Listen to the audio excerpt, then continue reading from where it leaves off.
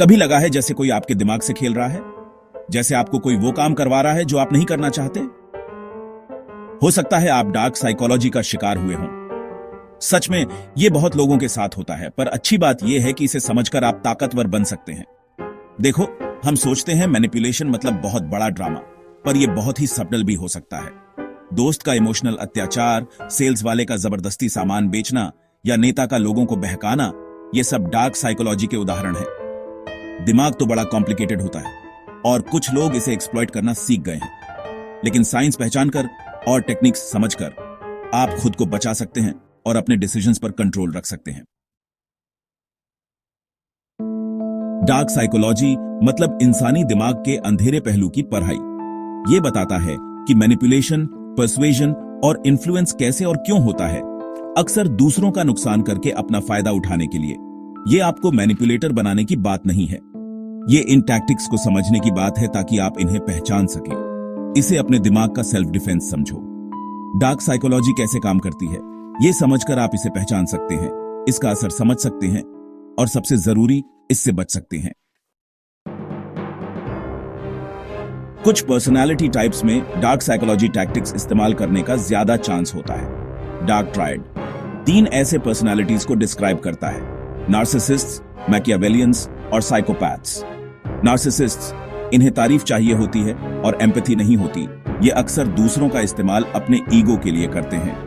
मैकियावेलियंस चालू और मैनिपुलेटिव होते हैं, अपने गोल्स को सबसे ऊपर रखते हैं। और फिर साइकोपैथ्स, इन्हें पछतावा या एम्पैथी नहीं होती।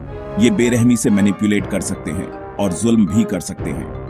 ऐसा नहीं कि इन ट्रेट्स वाला हर कोई खतरनाक होता है, पर इन्हें पहचान कर आप पोटेंशियल मैनिपुलेटर्स को आइडेंटिफाई कर सकते हैं। याद रखो, knowledge is power. Dark psychology सिर्फ अंधेरी गलियों में नहीं होती, ये हर जगह है। ये रिलेशनशिप्स में होती है, जहां एक पार्टनर इमोशनल मैनिपुलेशन से दूसरे को कंट्रोल करता है।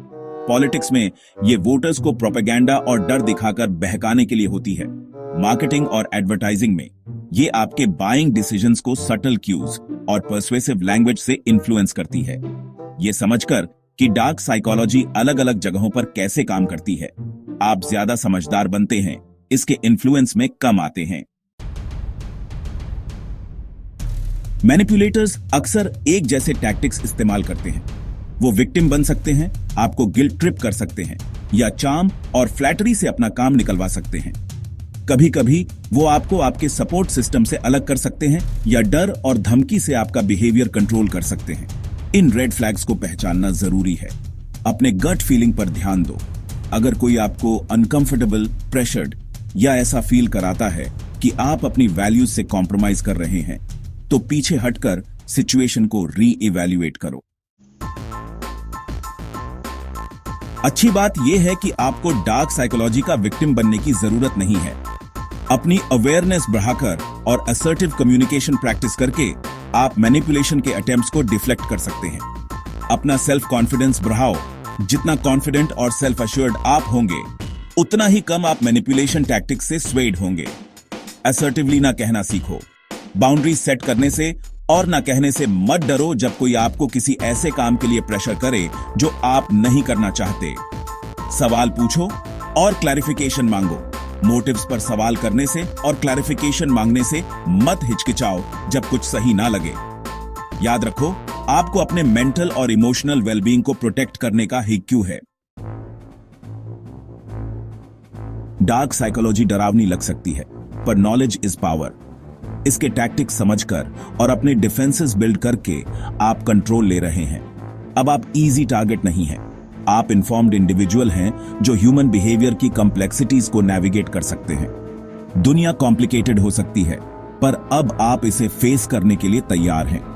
इन्फॉर्म्ड रहो, अपने इंस्टिंक्ट्स पर ट्रस्ट करो और अपनी वॉइस की पावर को अंडर एस्टिमेट मत करो। आप स्ट्रांग हैं, आप केपेबल हैं और आप इन कंट्रोल हैं।